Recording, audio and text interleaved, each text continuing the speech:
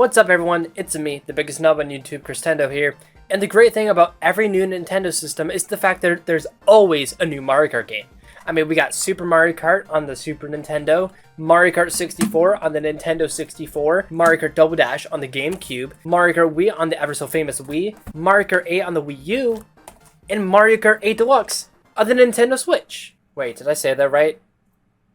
Mario Kart 8 Deluxe? Where's Mario Kart 9, Nintendo? Mario Kart 8, released on May 29th, 2014, and still being sold to this day. Being the Mario Kart game on Nintendo's biggest failure, the Wii U, they didn't get as many sales as they hoped for with this entry in the Mario Kart series. However, with the launch of the Nintendo Switch on March 3rd, 2017, Nintendo saw the potential of getting sales with this title, so a month after the system's launch, Nintendo released Mario Kart 8 Deluxe, coming with all the Wii U games DLC bundled inside, a new and improved battle mode, and quality of life features. 6 years later, the game is still the newest title in the Mario Kart series, sitting at just over 57 million units sold, giving it the title of the best-selling Mario Kart game to date. And this is why some games never die. And well, that was the story of Mario Kart 8 Deluxe. Besides some minor updates like the addition of Breath of the Wild Link as a costume for the character, the game was just left sitting there making Nintendo bank. Or so we thought. 2022 approaches, and early on in the year, there's rumors of a potential new Mario Kart game featuring a new twist, and could be revealed as soon as that year. Going into the February 9th, 2022 Nintendo Direct, Nintendo fans were excited to get a look at the new game. What will it look like? What are the new tracks? What's the gimmick? But none of these questions were answered, and instead we were hit with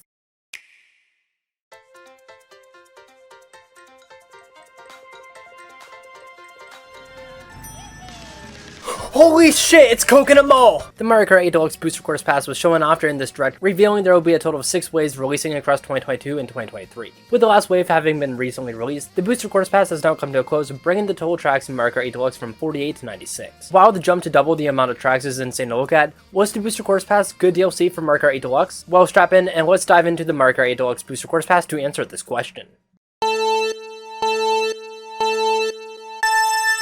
Revealed on February 9th, 2022 and launched on March 18th the same year, Wave 1 of the Mario Kart 8 Deluxe Booster Course Pass was celebrated with a collective "God, that looks disgusting!" So yeah, to no one's surprise, the first wave is by far the worst looking of the bunch. Regardless, how did the tracks themselves stack up? With this wave, we were given 2 cups. The Golden Dash Cup featuring Tour Paris Promenade, 3DS Toad Circuit, N64 Choco Mountain and Wii Coconut Mall, as well as the Lucky Cat Cup with Tour Tokyo Blur, DS Shroom Ridge, GBA Sky Garden, and Ninja Hideaway. Tour Paris Promenade is the first track of the Booster Course Pass and introduces us to the first of many city tracks. If you are not aware of how these tracks work in Mario Kart Tour, every city track has multiple different variants that take you to different parts of the city. And in Mario Kart 8 Deluxe, all these variants are combined together to create one track with routes being marked by arrow field. In Paris Promenade, laps 1 and 2 have you taken the same route, where you drift around the Arc de Triomphe, fly over the Jardins du Trocadero, and drive under the Eiffel Tower, and lap 3 has you taken the route you did originally, but this time in reverse. Now, how good of a track is Paris Promenade? I think it's alright. It isn't a bad track as it has a fun enough layout, but graphically, while it is one of the slightly better looking tracks in Wave 1, it still doesn't hold up as well as some of the other state tracks in later waves. I still fairly enjoy Paris Promenade though, so I'll put it in the B tier. 3DS Toad Circuit is next. We invited the Snot Kid from Wind Waker here, cause that grass looks like boogers. This is by far the worst looking track in the entirety of Mario Kart 8 Deluxe. Not only is the grass an ugly colored and untextured just like the sand, but the track having the generic blue sky makes it feel very bland when mixed with all the circuits we have in the series. And the gameplay doesn't make up for the lack of great visuals either. The track is a basic ass course with very little turns, and the only semi-interesting thing is a glide ramp that comes in halfway through the race. To no one's surprise, Toad Circuit takes a spot in the D tier and is arguably the worst track in the Booster Course Pass. Hey, at least the Toad balloons are cool though. That alone gives this track an instant S tier. Moving back to some pretty solid tracks, up next we have N64 Choco Mountain. What can I say, this one's a classic. You drift through a cliffside to start, go through a cave that looks pleasing when compared to the rest of this wave, avoid some falling rocks, and that's about it. While this track is on the simpler side, I still think it's a lot of fun to play, and it's definitely one of the better looking tracks in this wave, so I'm gonna say this track belongs in the A tier.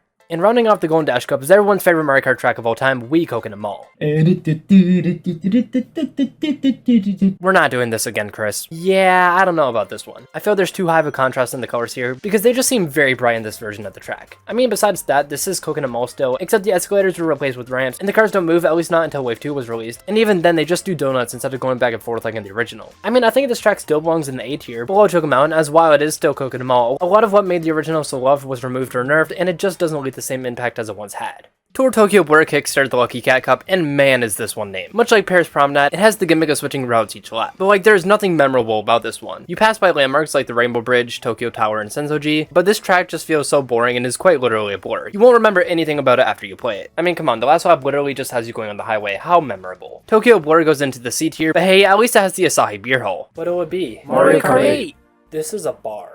Moving on to DS Drum Ridge, this track takes place on a cliffside, having you weave through traffic. While it definitely is one of the more forgettable nitro tracks in Mario Kart DS, being buried beneath the likes of Waluigi Pinball, definitely in a square and airship fortress, the track is still a lot of fun to drift through with a really fun layout. It also has a nice bit of risk reward when drifting tight turns that are blind, as you run the risk of running into a car or losing all your speed. This track was in the A tier right above Choco Mountain, and I'm glad we were able to get this track in HD despite it not looking the best visually, and instead going with a more cartoonish style. GBA Sky Garden was one of my favorite retro tracks in Mario Kart DS, so what the hell happened to it here in Mario Kart 8 Deluxe? I'll tell you what, they simplified the course a ton and made what was a great track originally one of the worst remakes to date. Okay, maybe I'm being a bit harsh. The track is still fun enough to play, I think, but I just don't really like what they did with this one. The use of the Y-axis is nice, don't get me wrong, but the track just doesn't capture the same energy as the original in its layout. I'm gonna put it in the C tier above Tokyo Blur, as at least it's still a decently fun track to play despite its flaws. And finishing off Wave 1 in the Lucky Cat Cup is Ninja Hideaway. Let me just cut to the chase, this is easily the best track in Wave 1, both visually and gameplay wise. The track has a bunch of 90-degree turns for you to take and a million different paths, and while it feels more like a custom track, I think it feels like this in a good way. There's so much energy in this track with the ninja theming and track design. The track is such a blast to play thanks to its chaotic nature, and because of that I think this track belongs to the S tier. And that wraps up Wave 1. Overall, it was a good enough introduction to the Booster Course Pass, with fan favorites like Coconut Mall and Choco Mountain, but there were also a ton of stinkers in here like Toad Circuit, Tokyo Blur, and Sky Garden. The graphics at times as well made the DLC a bit questionable at first, but hopefully moving forward they try to make the tracks look closer to the main game. And that they did.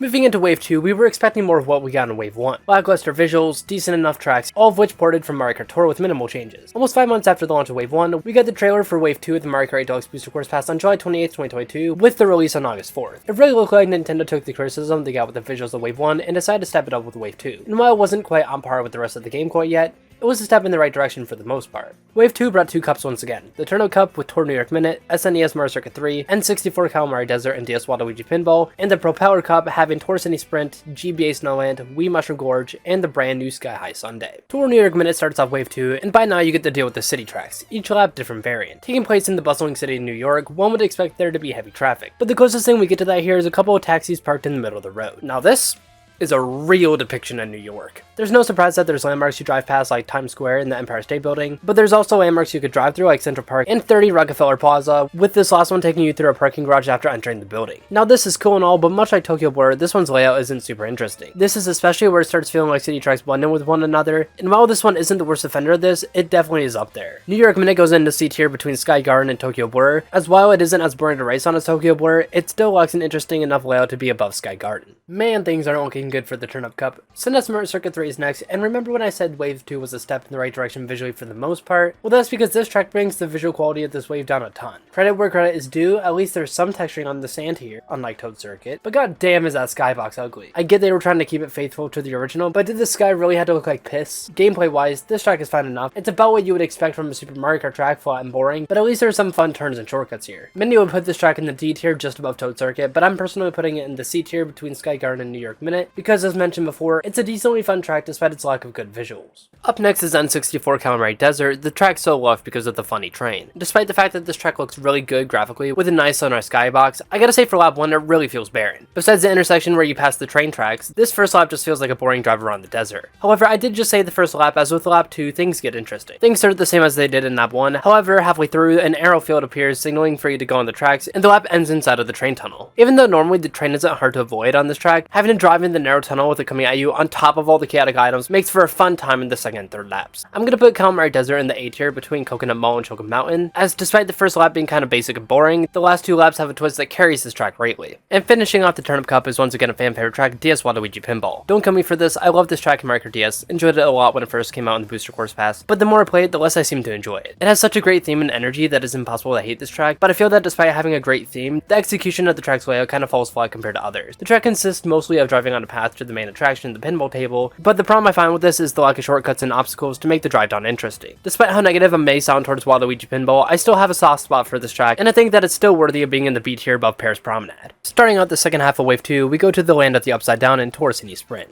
But my question is, why would they make a real world track based on a myth? Driving through landmarks like the Sydney Opera House, Barangaroo Reserve, and First Fleet Class Ferry, this one feels closer to a normal Mario Kart track compared to the other city courses. Rather than just driving through the streets of the city, you get to actually drive through a lot of of interesting landmarks in Sydney as mentioned before, so that helps this track stand out amongst the abundance of city tracks. There are still some parts that it feels like you're just driving on the normal road of a city, which is to be expected from these kind of courses, but I think this track does such a good job of standing out in the crowd of city tracks, so I think it's fair to put it in the B tier above Waluigi Pinball. GBA Snowland is the next stop, and this is definitely the right step for a Super Circuit remake. Much like the Wave 1 GBA remake Skygarn, this one adds elevation to the track and makes it not flat. However, the Snowland remake is actually good unlike Skygarn. While the layout is still simple, it's faithful to the original while also getting a similar treatment to Ribbon Road from Base 8 Deluxe, where it takes the concept of the track and extends on it to make it feel brand new. The addition of driving down the hill onto the frozen lake with the penguins makes this one stand out compared to the other ice tracks in the game, and I especially think the item boxes coming down from the trees as if they're melting was a cute addition. This track ends up in the A tier between Calamari Desert and Choco Melon, as despite being a short track, it gives off cozy vibes and is a blast to play. We get back-to-back-to-back bangers in this cup with Wii Mushroom Gorge being the penultimate track Wave 2. Just like Coconut Mall in Wave 1, this is a fan favorite track from MK Wii. However, thankfully this time the track didn't lose features that made it so loved. The mushrooms are as bouncy as ever, and in the cave section you have 3 options of paths to take with the addition of the blue glider mushroom from Mario Kart 7. Nintendo even kept the gap cut in this version of the track, which I didn't expect them to do. The only nitpick I really have with this track is that graphically it looks a little rough. Once again because it went with a more cartoony style, but I think it works with this track and at least it looks better than most of Wave 1. This track easily belongs in the S tier behind Ninja Hideaway, making it the first and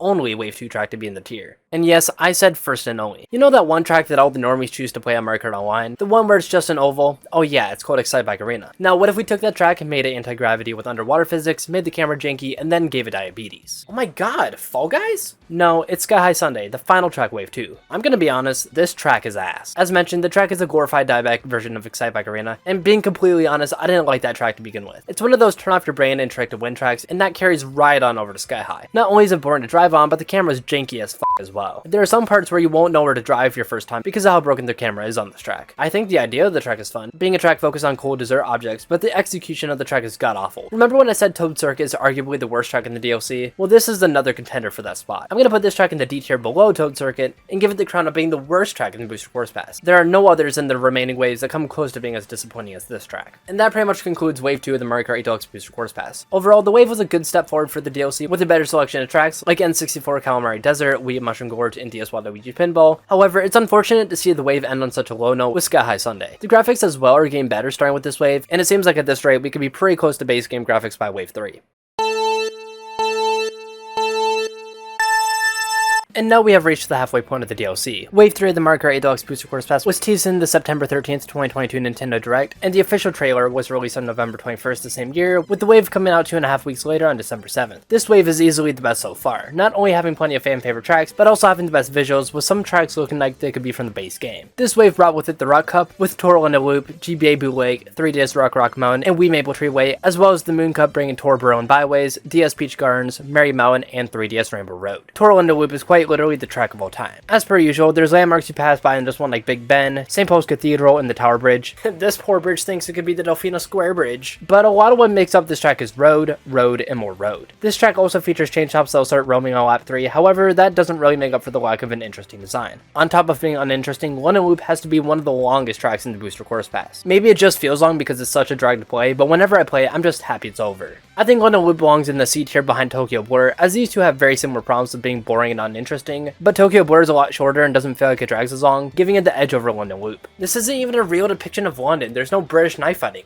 F tier. Thankfully, moving forward, things get good for this cup starting with GBA Blue Lake. Once again, this track was completely reimagined, with it now having you go into the lake and featuring an anti-gravity section, making it the first track in the BCP to have anti-gravity. We don't talk about Sky High Sunday. While there's still some parts that may not be the most textured, this track still looks stunning thanks to the water looking really good at nighttime. I wish this track was a bit longer, but since it was short in the original and it remains faithful layout-wise, I understand why this is the case. I'll put Blue Lake in the A tier between Snowland and Choco Mountain, as it is a great Super Circuit remake, but I just found Snowland to be a tiny bit better. Up next is 3DS Rock Mountain, taking us on a nice glide through Alpine Pass. Much like how it played in Mario Kart 7, this track has you gliding from the top of a mountain into a forest, and then driving back up to complete the lap. On the section where you're driving up the mountain with the boulders falling down at you, anti-gravity was added, and I think that was a good addition because it makes that segment make more sense. Personally, I was never the hugest fan of this track. I thought it was decent in Mario Kart 7, but never thought of it much beyond that. What made this track so breathtaking originally was the fact that in the glider segments, it looked stunning for being on the 3DS, but that same feeling didn't translate over to this version. Instead of going for a realistic look like the original, this one gets the cartoon treatment that is present throughout the Booster Course Pass, and unfortunately the track suffers visually because of it. The track is still decent enough though, it's still pretty fun to drive on, so I say it goes in the B tier between Waluigi Pinball and Paris Promenade. And as always, a fan favorite track ends off the first cup of a wave, this time being Wee Maple Tree Way. This one is loved by many for a reason. The autumn theming is beautiful, the idea of driving on a tree is a concept we haven't seen yet in the series when the track was created, and the layout is just a lot of fun to play. And thankfully, all of this carries right on over to the Mario Kart 8 Deluxe version as well, with a nice graphical upgrade and even the half pipes returning, making this the first track in 8 Deluxe to feature half pipes. The only thing I could think of that might make some people upset is the wavy bridge at the end being replaced by a glide ramp, but I think the glide ramp fits better anyways, as it helps with keeping the fast pace. Maple Tree Way goes in the S tier between Ninja Hideaway and Mushroom Gorge, and spoiler alert, it won't be the only track in this wave to be in the tier. Well, I wonder what that other one could be. I will tell you that it isn't the next track, as we go back to City Track Paradise with Torboro and Byway. Is it just me, or is it weird there's more traffic in this track than New York Minute? Even though this one is another one of those that just feels like a city track, I really love Berlin and the German culture, so my placement for this track may be a little biased. In this one, you pass through landmarks like the Brandenburg Gate, Berliner Dome, and the Berlin Wall, and the traffic adds a nice bit of challenge onto a road that would be bland without it. There really isn't much to say for this one that hasn't been said for previous city tracks, as at the end of the day it is just another one of those tracks, but I'll put it in the B tier between Rock Mountain and Paris Promenade, as I enjoyed this one a bit more than Paris. From cities to gardens, we enter DS Beach Gardens for our next track. The only difference from the original is that some of the flower cuts were removed, and the hedges in the maze section were replaced by topiary of the main cast. The last lap also has you playing the track in reverse, which is really cool, and you get to give Luigi a high five. Who doesn't want to give Luigi a high five? Hey Luigi, give me a high five. No, I'm gonna say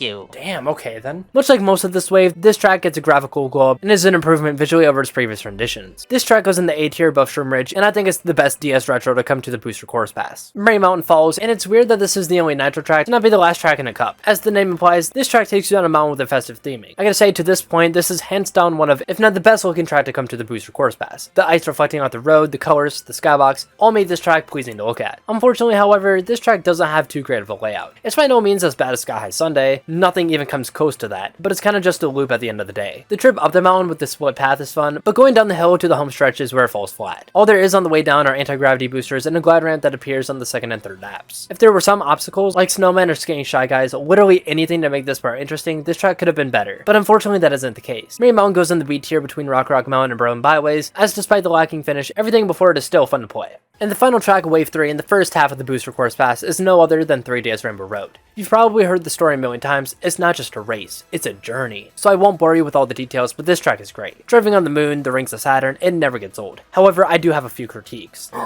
How dare I? Firstly, why is the surface of the moon so dark? Some may say it could be to make the track more realistic, but doesn't the sun illuminate the moon so we can see it at night? I don't know, this was just a weird thing I noticed, so I figured I should bring it up. And secondly, is it just me or does the last lap feel like it was rushed? Don't get me wrong, it's still a lot of fun to play, but like we go from driving on the solar system in the first 2 laps to going into a Rainbow 2 with boost pads and a giant turn to end off the race in lap 3. I think it would have been cool if the last lap had you bouncing between asteroids on the asteroid belt or something like that, but this wasn't in the original from Mario Kart 7, so I won't dock points on this version because of that. To no one's surprise, this track makes its way to the top of the S tier right ahead of Ninja Hideaway, as this is one of the best tracks to have ever been created in Mario Kart. Surprisingly, the tracks in this wave are all in the S to B tier range, with the exception of Luna Loop. In addition to bringing all these new tracks in this wave, there's also a custom items option added, making it so you can customize your Mario Kart experience to a whole new level. Sweet, now I can play Mario Kart the intended way, blooper only. Honestly, this was such a great feature for Nintendo to add, and seeing them add quality of life features into the game when we thought we were just getting 48 tracks with this DLC was huge. And with something like this, the door of possibilities with new additions was open for future waves. Birdo, who originally hit the track in Mario Kart Double Dash, is also being added to Wave 4. Holy shit, we're getting characters too?